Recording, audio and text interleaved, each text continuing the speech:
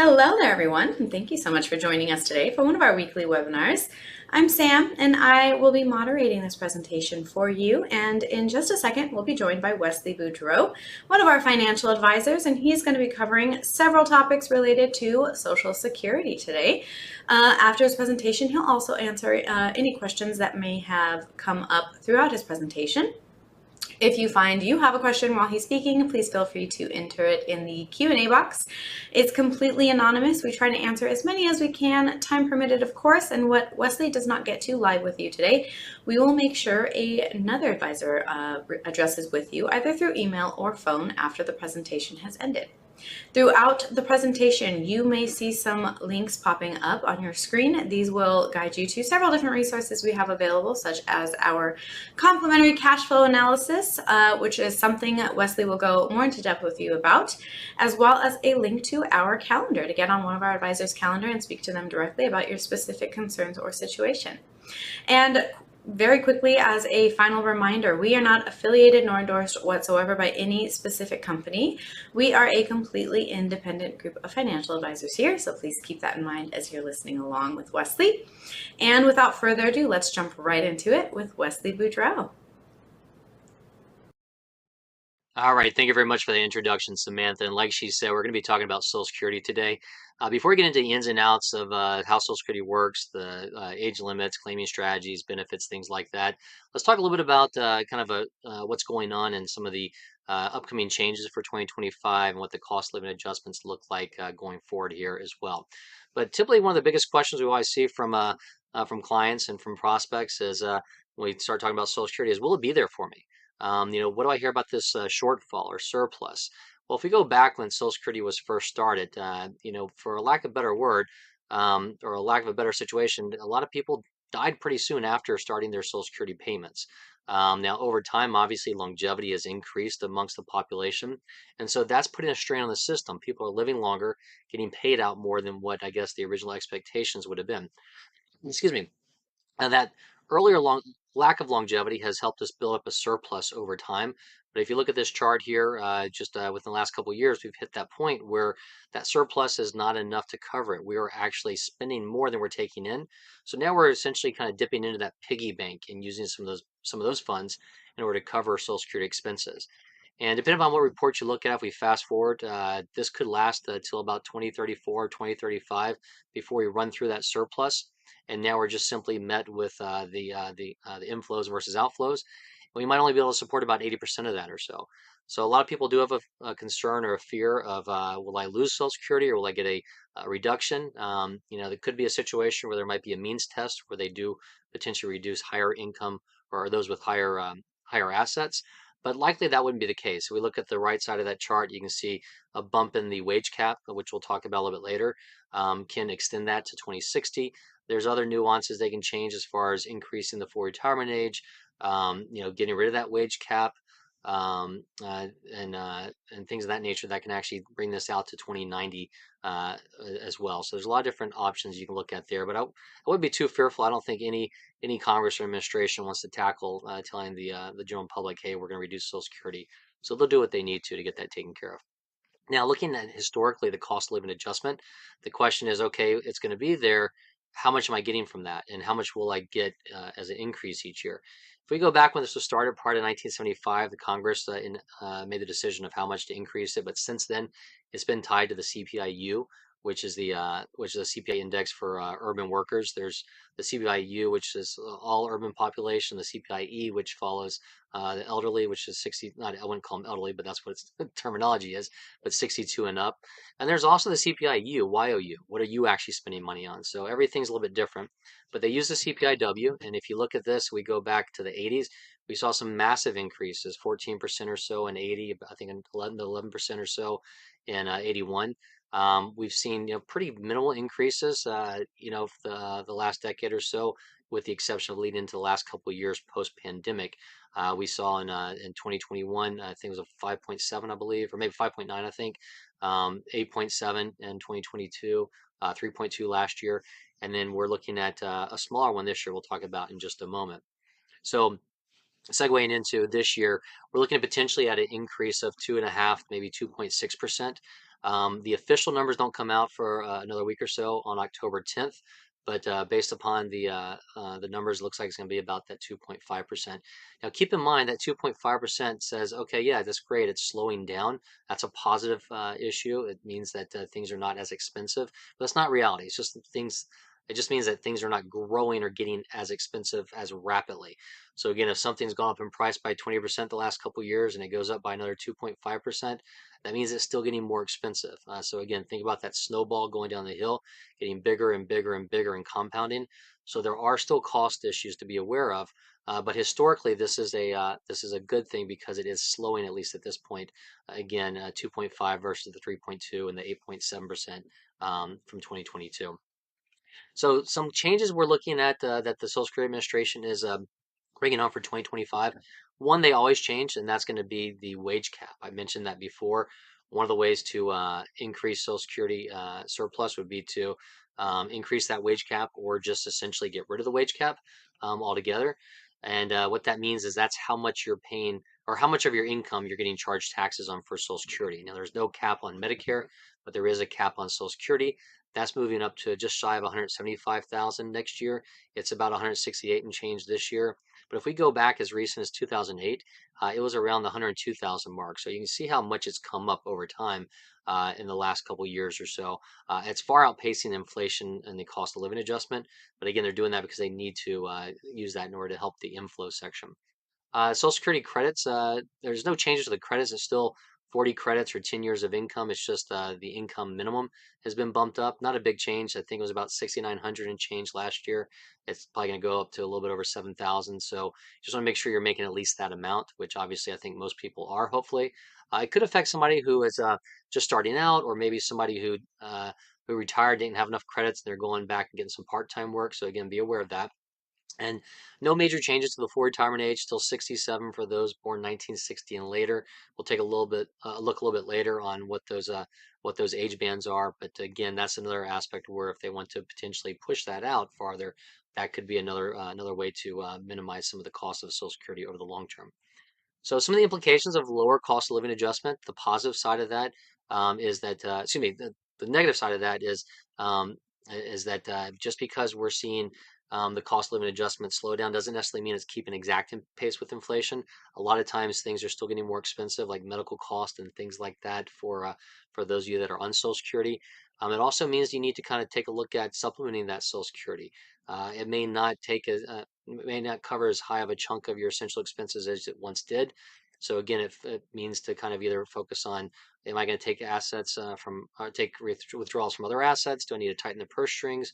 We can go through all those with a cash flow analysis, and we update those annually for clients. But it also, for those of you that aren't taking Social Security right now, it means let's focus on that long-term planning. Somebody my age might say, well, let's just pretend Social Security is not going to be there for me. Let me see if I can't do it on my own without. Or somebody who's a little bit older, closer to Social Security, maybe put a little bit less weighting on that and see if you can't bump up your savings.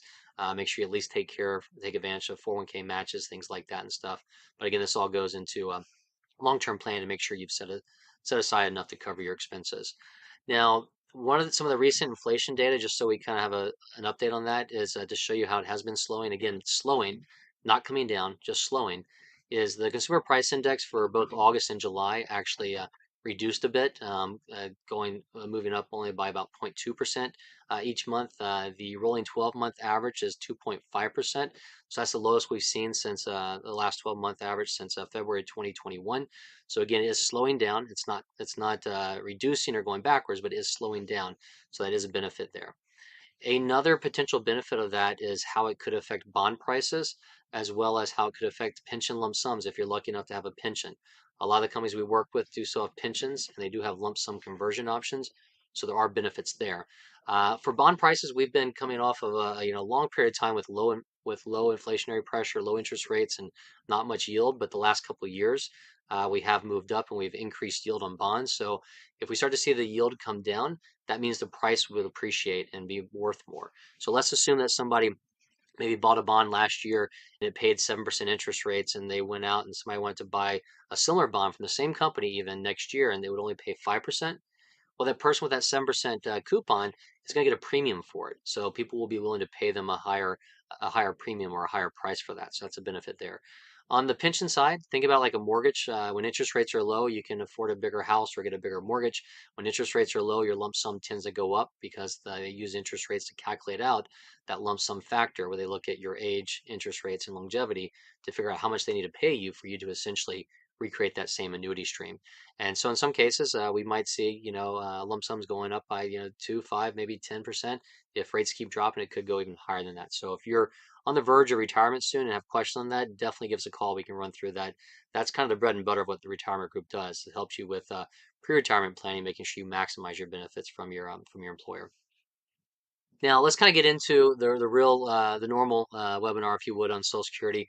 So the agenda, we're going to talk about different questions you need to ask yourself as far as how the benefits pay out, when should I claim them, how do I actually start taking Social Security. But to sum it all up, one of the things we tend to see a lot of times is the number one reason that people take it early is I took it because I was eligible. So just because you're eligible doesn't necessarily mean that you need to take it immediately. That's where it's important to run a review. In some cases, a Social Security analysis we can provide, and you can also tie it into a cash flow analysis or a financial plan to see how everything interacts and how it looks not just now, but how it's going to look in 10, 20, 30, maybe even 40 years down the road. So again, it's really important to understand these items. Now you can take it as early as age 62. In some cases, unfortunately for disability and stuff, it can be sooner, but for most of us, age 62 is the minimum. Full retirement age is going to be between 66 and 67, depending upon where you were born. We'll show you that in a moment. Or you can defer out till age 70, where you max out your benefits. You can't go beyond that. The Social Security will let you go beyond that and just not pay you, but you want to make sure you claim at least by age 70 to get that going. And as you wait, you get increases, roughly about 8% a year from full retirement age to age 70. And if you take it earlier, you get decreases. And we'll show you some different charts as examples in just a moment. So why is it important to understand when to take Social Security? The age in which you take Social Security and claim your benefits can be a long-term effect, a long-term factor, and it could cost you thousands, if not tens of thousands, or maybe $100,000 over the long term.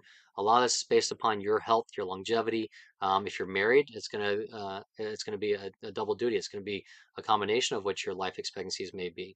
You may have a spouse that's the same age. You may have a spouse that didn't work. You may have a spouse that's younger. There's a lot of different strategies in there, but there's not a one-size-fits-all solution. That's why it's important to run a Social Security analysis. We'll run multiple strategies and give you the break even to show you what the best option is and then go through the pros and cons. Even though we may come out and say financially, hey, it makes sense to defer till 70. Even if you feel like you're comfortable with longevity on your side, you may say, well, I'd rather focus on taking it sooner so I can reduce what I'm taking from my other assets. We go through all those different strategies and analysis with you on that. As far as assigning a value to Social Security, it's really important to a lot of individuals. Roughly about 50% of married couples and about 70% of unmarried individuals rely heavily on Social Security. Um, this number here is, I'm not even going to kind of go into it, but it's a little bit outdated probably because where the interest rates used to be. But hypothetically, how much it would take of a nest egg for you to just invest in a 10-year treasury and kind of recoup or get the same long-term benefit somebody may get from Social Security. But the key point is Social Security is a keystone of a lot of our retirement income benefits, and it's really important to be aware of the best claiming strategies for that.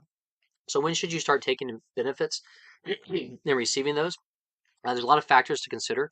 Your full retirement age and your benefits calculation obviously goes into it, number one. The amount of future benefits can also affect your what the amount of future benefits can affect or early or delayed retirement. How that kind of comes into play. We'll talk a little bit later about taxation of that as well. How long you expect retirement to last? So the question is longevity on your side? Do you have parents that made it to their 90s or that are or grandparents that made it that long? Do you have major disease issues in your family where you may want to take it sooner rather than later? And even if you do, it may benefit you to delay because you're looking to focus more on passing on to your spouse and not what your specific income is. Do you plan to continue working? Are there other sources of retirement income that you're looking to pull from in order to grow and defer Social Security?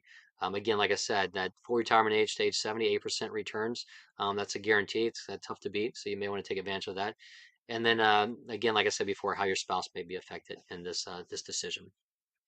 So the question is, when do I claim? Take a look at this kind of busy chart. And again, this is a hypothetical, but somebody who's at their full retirement age, in this case, maybe getting about $2,000 a month for the rest of their life, with cost of living adjustments. If they were to take it earlier, it's going to be a lot less. If they were to take it later and defer, it could be a little bit, it could be quite a bit higher. You can have about $1,000 difference between 62 and 70 in this case.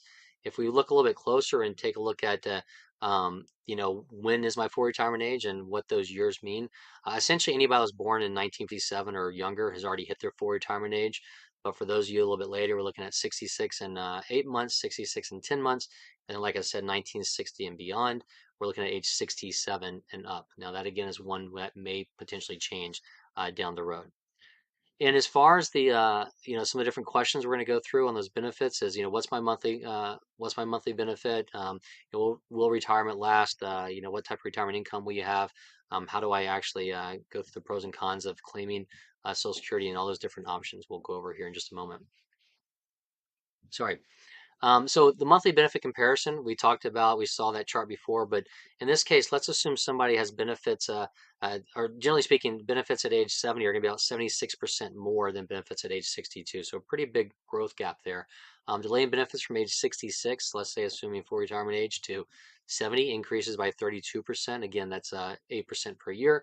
And starting beneficiaries only 62 versus 66 full retirement age in this example is going to decrease by 25%. So we can see in this case, and I apologize, I can't even see without my glasses. So I think it's about 1350 to about 2375. So about $1,000 jump or difference in this case here as well. So the question everybody says is, how long will retirement last? What's longevity like for me? Again, everybody's unique and different, but longevity has been growing. About 1 in 3 retirees, according to the Social Security Administration, will live to age 90, and 1 in 7 to age 95. So again, make sure you are planning that. A lot of times deferring to age 70, the break even for most of us is going to be in our early 80s. So again, if you think you've got longevity on your side, that's where we get into that financial discussion, and then the emotional discussion, whether you want to wait or and defer or not. So what if I'm working?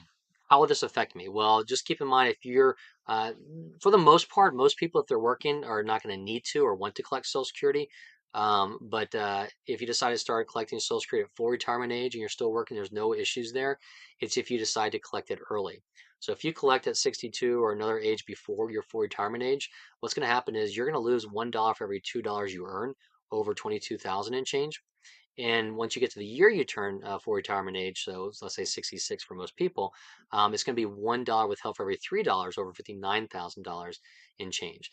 Now, this doesn't go away forever. It gets thrown back into the calculation, so you do get it back, but you're going to get it back over a long-term period. So it is still lost money. So if you don't need that, it doesn't make sense unless you've got longevity issues to take that early. You want to at least wait till full retirement age if you're working at that point.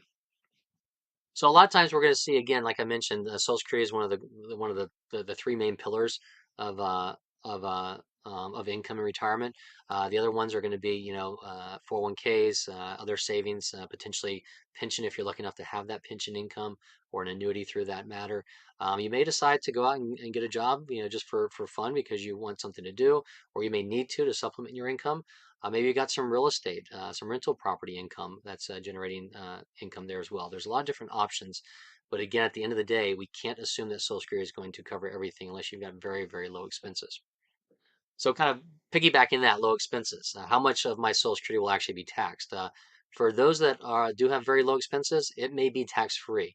What happens is for somebody that let's look at a married couple. Once you get above 32,000 to 44,000, at that point half your Social Security is taxed, and then above that 44,000, 85% of it's taxed. So even if you're making $1 million a year, the max you're getting taxed on there is that 85% of it is being taxed. It's not the tax; it's what percentage of Social Security is getting taxed. So a benefit there.